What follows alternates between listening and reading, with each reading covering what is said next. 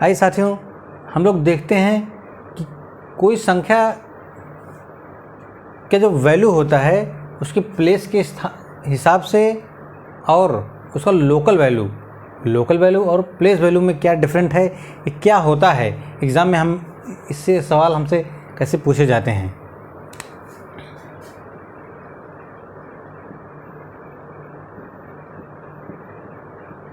Local value और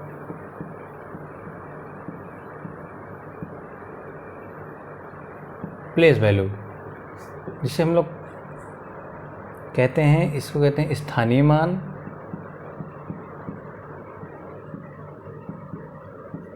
इसे कहते हैं जातीय मान।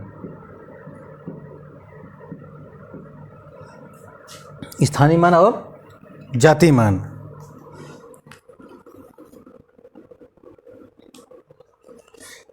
ये साथियों हम लोग देखते हैं, जैसे कोई संख्या हम लोग स्टार्ट करते हैं, अगर लिखना कोई संख्या अगर हम लोग लिखना स्टार्ट करते हैं तो हम उसको अपने दाएं साइड से उसकी वैल्यू गिनना शुरू करते हैं। दाएं साइड से दाहिने साइड से हम उसकी वैल्यू शुरू करते हैं। दाहिने साइड से उसको हम वैल्यू देते हैं कि हमारा इकाई है, दहाई है, सैकड़ा है, हज़ार है, 10,000 है, लाख, करोड़, अरब, जो भी कहेंगे उसको हम इधर से स्टार्ट करेंगे अपने दाहिने साइड से। ये तो आप लोग जानते ही होंगे। जो नहीं जानते होंगे तो उसके लिए हम बता रहे हैं, क्योंकि हम एकदम बेसिक से स्टार्ट किए हैं तो बेसिक तो बताना ही पड़ेगा। अब मान लो हमारे पास कोई संख्या है, जैसे दे दिया 30542, ऐसे दे दिया 30,542। हम लोग इसको यहाँ से गिनते हैं ना, इकाई, दहाई, सैकड़ा, हज़ार, 10,000, 30,542 से पढ़ेंगे। अगर हमसे इसी में पूछ लिया कि चार का स्थानीय मान क्या है, स्थानीय मान, तो हम उसके स्थान को उसके वैल्यू से दिखाएंगे। उसके स्थान को उसको वैल्यू से दिखाएंगे स्थानीय मान में। जैसे ये हमारा इकाई है, ये इकाई, ये दहाई, ये हमारा हो गया सैकड़ा, हज़ार, 10,000। अब यहाँ हम देखते हैं इसमें इसकी वैल्यू दहाई के बराबर है, मतलब 10 दहाई। तो इसमें हम अगर पूछे कि इसमें 4 का स्थानीय मान, तो क्या हम बताएंगे 4 गुणे 10, क्योंकि ये दहाई के स्थान पे है, इसलिए इसको 10 से गुणा कर देंगे। 4 गुणे 10, ये हमारा आ गया 40। इसमें इसका स्थानीय मान है 40।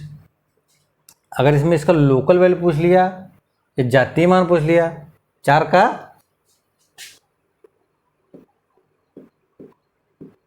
जातीय मान एक हो गया हमारा, एक दूसरा हो गया स्थानीय मान। एकदम ध्यान से आप लोग समझते हो। चलिए मान लो इसी में हमसे पूछ लिया 3 का स्थानीय मान क्या है और 3 का जातीय मान क्या है। तो हम देखेंगे ये 10,000 है, इसका प्लेस वैल्यू जो है वो 10,000 है। 10,000 के स्थान पे है इकाई, दहाई, सैकड़ा, हज़ार, 10,000। तो हम क्या करेंगे, 3 को 10,000 से गुणा कर देंगे। आ जाएगा हमारा कितना, 30,000। 30,000 आ गया। तो इसमें इसकी ये हमारा क्या है, स्थानीय मान है। स्थानीय मान ये हमारा है 30,000। इसका, इस 3 का अगर पूछेगा तो स्थानीय मान हो गया हमारा 30,000। 4 का पूछेगा तो हो गया 40। 2 का पूछेगा तो 2 ही हो जाएगा, क्योंकि 2 हमारा इकाई के स्थान पे है। तो इकाई मतलब 1 से इसमें गुणा करेंगे तो उतना ही आ जाएगा। अगर हमसे पूछ लिया 3 का जातीय मान, तो किसी चीज़ का जातीय मान क्या होता है, उसकी जो रियली जो वैल्यू होती है वही उसकी जातीय मान होती है। वो कहीं भी रखा जाए, इसमें 3 के जातीय मान कितना है, 3 का जातीय मान 3 ही है, इसमें दो का जातिमान 2 है, 4 का जातिमान 4 है, 5 का जातिमान 5 है। इसमें 4 का जातिमान 4 है मगर 4 का स्थानीय मान 40 है। अंतर समझिएगा साथियों। इसमें 3 का स्थानीय मान 30,000 है। 3 का स्थानीय मान 30,000 है मगर 3 का जातीय मान, अगर इसमें जातीय मान पूछेगा, जातीय मान, तो हम क्या बताएंगे 3। कहीं भी रखा रहेगा उसका जातीय मान वही होगा जो उसकी स्वयं की वैल्यू होती है। 5 का स्थानीय मान 500 है। 5 का स्थानीय मान 500 है मगर 5 का इसमें जातीय मान 5 है। एग्ज़ाम में हमसे कैसे पूछता है? एग्ज़ाम में हमसे थोड़ा सा और आगे जाके पूछता है। ये तो आप लोग समझ गए होंगे, स्थानीय मान क्या है और जातीय मान क्या है, ये दोनों पॉइंट आप लोग समझ गए होंगे। नोट कर लीजिए, फिर से बता दे रहे हैं। किसी संख्या की जो वास्तविक मान, किसी संख्या का वास्तविक मान ही उसका जातीय मान कहलाता है, और किसी संख्या का जो स्थानीय मान होता है वो उसके स्थान को उस संख्या से गुणा करने पर प्राप्त होता है। चलो एक एग्जांपल और ले लेते हैं।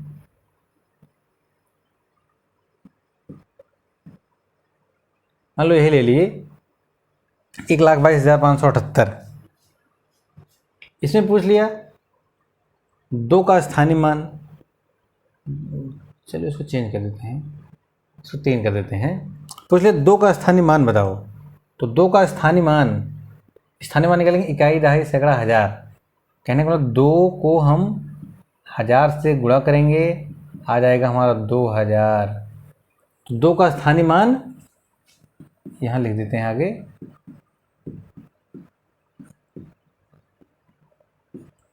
ये हमारा स्थानीय मान आ गया, 2 का स्थानीय मान।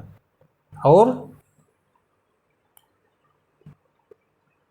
इसका अगर जातीय मान पूछेगा, 2 का जातीय मान, तो हम क्या बताएंगे 2।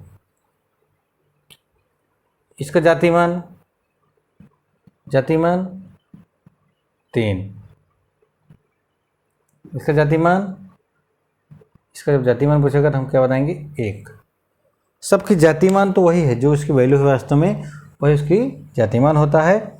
और स्थानीय मान ये 1000 के स्थान पे है, तो इसमें 1000 से गुणा कर देंगे।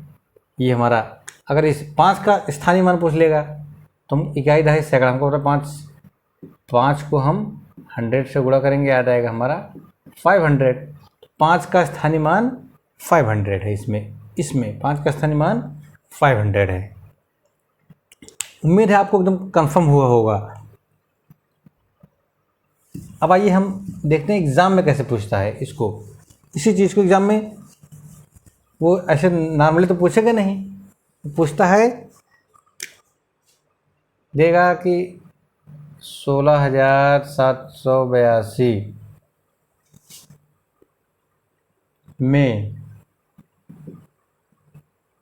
में 6 के स्थानीय और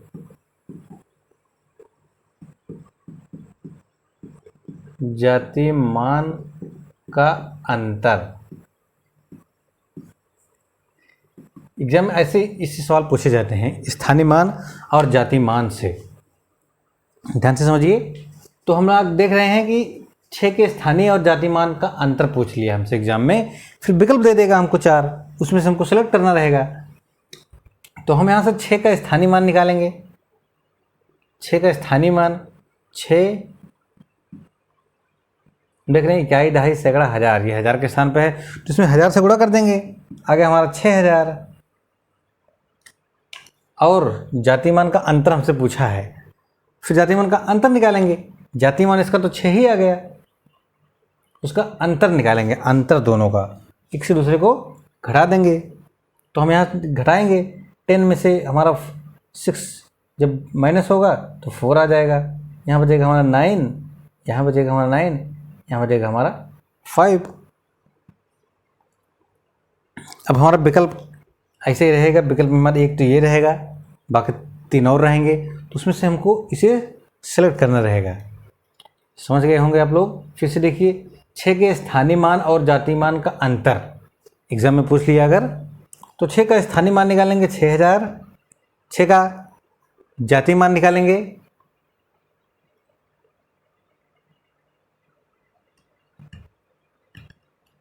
6 का जातीय मान निकालेंगे और दोनों का अंतर आ जाएगा।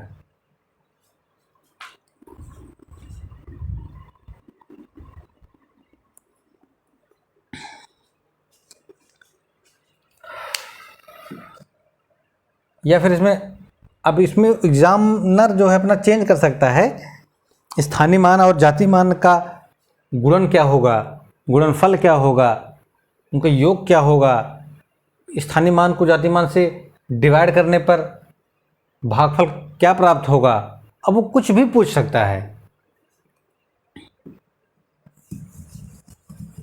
आइए हमें एक पॉइंट और इसी में बना लेते हैं, एक सवाल हम लोग देख लेते हैं।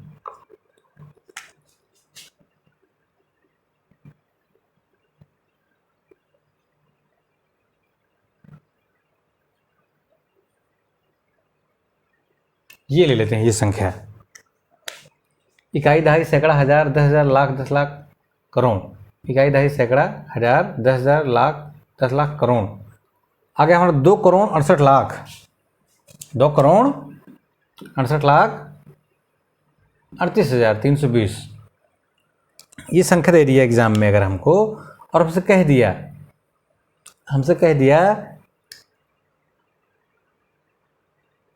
संख्या इतना में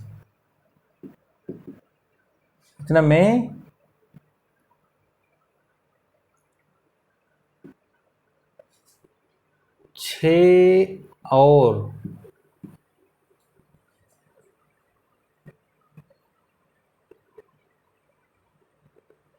2 सेम हो कर दिए हैं। चलो इसको चेंज कर देते हैं, इसको हटा देते हैं, इसको हम कर लेते हैं 4 मान लेते हैं। इतना में 6 और 4 के स्थानीय मान का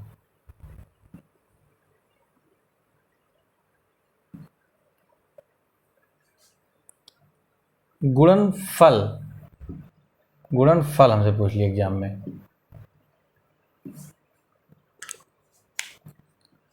तो यहां से हम निकालेंगे 6 और 4 के स्थानीय मान का गुणनफल पूछा है, केवल दोनों के स्थानीय मान का गुणनफल।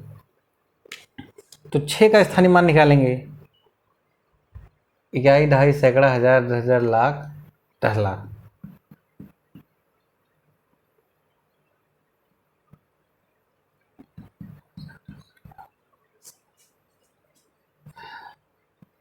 ये आ गया हमारा 60, मतलब 6 का स्थानीय मान हो गया ये। फिर से समझिए, 6 और 4 के स्थानीय मान का गुणनफल पूछ लिया एग्जाम में, स्थानीय मान का गुणनफल। तो 6 का स्थानीय मान निकालेंगे, इसमें से 6 का स्थानीय मान 1 2 3 4 5 6 जीरो इसमें मल्टीप्लाई होगा, तो इतना आ गया। फिर 4 का स्थानीय मान निकालेंगे, चलो इसको हल कर लेते हैं। 1 2 3 4 5 6। फिर जब 4 की बात आएगी तो यहाँ हम क्या करेंगे, 4 गुणे 100 से गुणा कर लेंगे, क्योंकि इकाई दहाई सैकड़े के स्थान पे है ना, तो इसमें हम 100 से गुणा कर लेंगे, तो यहाँ पे आ जाएगा 400।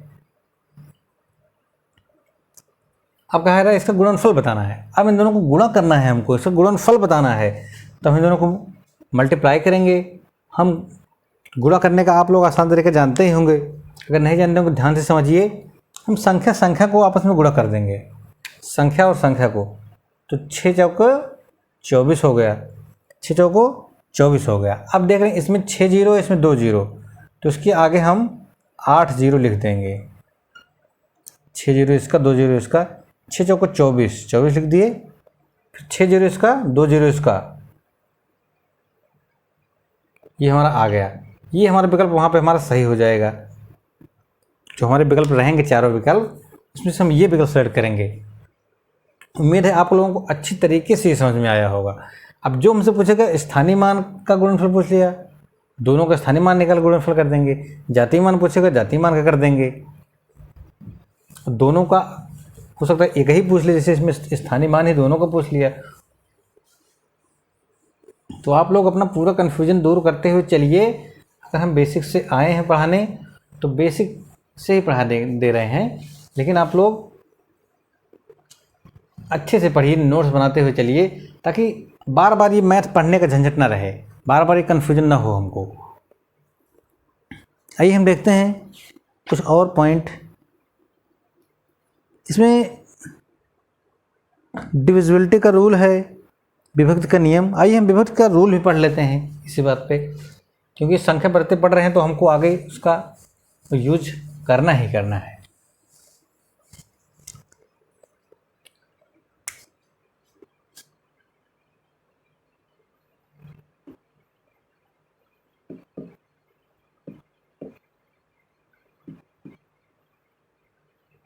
विभक्त का नियम,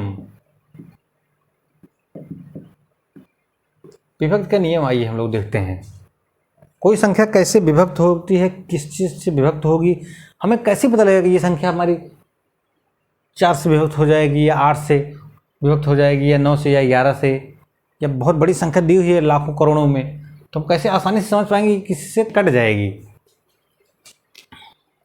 सबसे पहले हम लोग पढ़ते हैं 2 से। 1 से तो पढ़ने की कोई आवश्यकता नहीं है, हम लोग जानते हैं 1 से तो हर संख्या कट जाती है। कोई भी संख्या है, चाहे वो 2 हो, 3 हो, 5 हो, 17 हो, तो 1 से तो कट ही जाएगा। 2 भी कटेगा 1 से, 17 भी 1 से कटेगा, तो हर संख्या 1 से कटे, तो 1 से पढ़ने का इसीलिए कोई वो नहीं है। फिर दूसरा आ जाए हमारा 2 से, विभक्त का नियम पढ़ेंगे 2 से। 2 से विभक्ति, 2 से विभक्ति, कोई संख्या 2 से कब कटेगी, कोई संख्या 2 से कब कटेगी, ध्यान से आप लोग नोट कीजिए। जब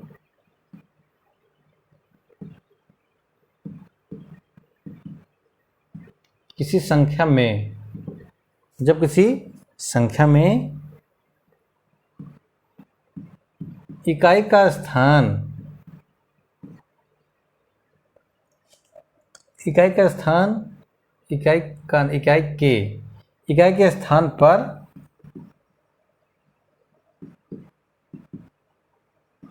सम संख्या हो, बस इतना बहुत है। 2 से विभक्त का रूल क्या है हमारा, जब किसी संख्या में इकाई के स्थान पर सम संख्या हो। सम संख्या हम लोग अभी कुछ देर पहले, हम लोग पिछले वीडियो में या फिर हम लोग पढ़े थे कि सम संख्या क्या है। जो 2 से कटती हैं वो सम संख्या होती हैं, और जब इकाई के स्थान पर सम संख्या है तब वह 2 से कट जाएगा। जैसे एग्जाम्पल तौर पे 18, 20, 38,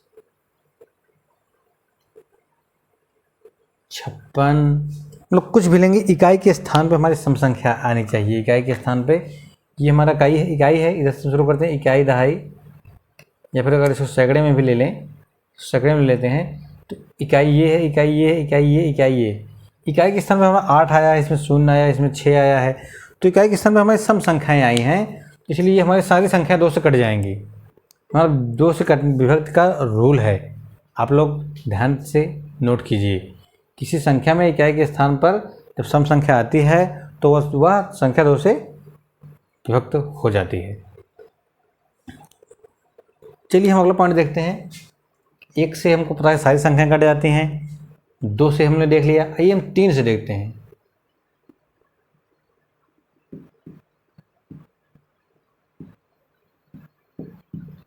तीन से विभक्ति, जब कोई संख्या तीन से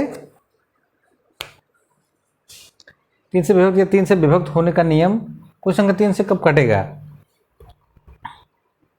आप लोग नोट कीजिए, जब संख्या के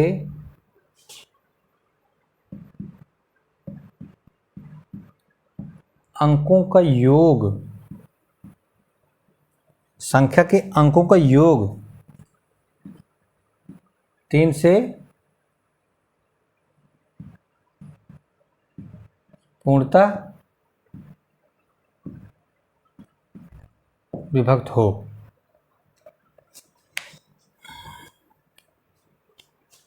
ध्यान से समझिए, तीन से विभक्त का क्या नाम है? जो संख्या के अंकों का योग तीन से पूर्णतः विभक्त हो। एग्जाम्पल तौर पे हमने ऊपर वाले में देख लिया दो से, आइए हम इसको डिलीट करते हैं। तीन वाला देखते हैं, जब संख्या के अंकों का योग तीन से पूर्णतः विभक्त हो तब वह संख्या तीन से कट जाएगी। संख्या के अंकों का योग, जैसे लिखा हुआ है 12,568, हमसे पूछेगा क्या ये संख्या तीन से विभक्त है, तो हम संख्या के अंकों का योग करेंगे। पहले संख्या के